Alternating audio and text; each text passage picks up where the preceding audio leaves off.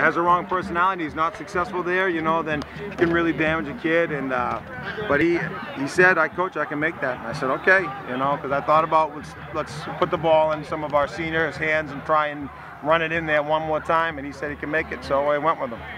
I'm glad I did. Glad I trusted him. You guys marched methodically. You had to. I mean, obviously, I think you would have liked the 6, but you know, I mean, they toughened up at the end, and it's pretty tough to stop your running back. So you kind of were in that position to just get it close, enough. Yeah, you know, it was, you know, we had lost our kicker. He separated his shoulder last week, you know, in the game, and so. You know, we had Derek, and like, so, you know, our other kicker can kick like a 40-yard field goal and whatnot, so he said, we're good. So I said to Sean, you know, maybe we can just try, and if we get it to the 10, at least we have that option. And so we ran the draw, got it down inside there, and we're able to go ahead and let him kick it. I think Derek put enough on that ball to get into the front yard. Yeah, it was a little adrenaline going there. It was awesome.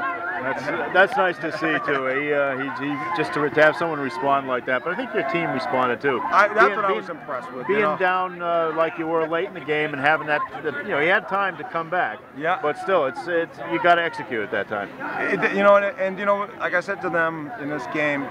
You know, I think, you know, when in a big game, sometimes you're expecting to play well, and then a team comes down like North didn't score, and you go, and it really takes a lot out of you, and you have to be mentally prepared to withstand that. So, you know, it wasn't so much adjustments, it's just trying to believe in the plan that we had, and then go back and do your job, and realize that North is going to make plays. Could have gone either way, and I'm just glad it went our way.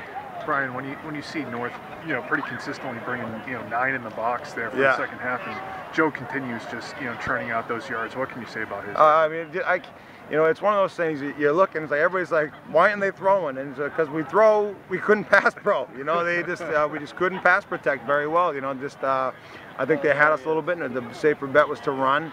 And Joe and Christian just give us everything they have, and the lineman can get on somebody and try and make something happen. You know, I thought a couple of times we came very close to busting them, but they always seem to be one guy there making that tackle.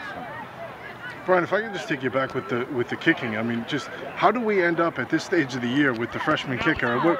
Did I hear you say he's like your third string guy at this point? Well, you know, take us through the progression of what's we've had. happening. You know, Ryan Dunn, who was our fullback and was kicking off for us and stuff, and was injured, or he was his hip was starting to bother him before the Mansfield game. So that was Derek's first time kicking. Actually, was the Mansfield game, and he made a bunch of PATs, and I thought the world of that kid then, and so you come up, he starts kicking them for us, you know, and then when Ryan came back, I said, well, you know what, the kid's doing a pretty good job.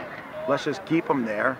And because, you know, those PATs, Ryan was having a little trouble being consistent, so we went with the younger kid. And, you know, tonight, I don't know, I did not think this game would be determined on a field goal by a freshman, but, you know.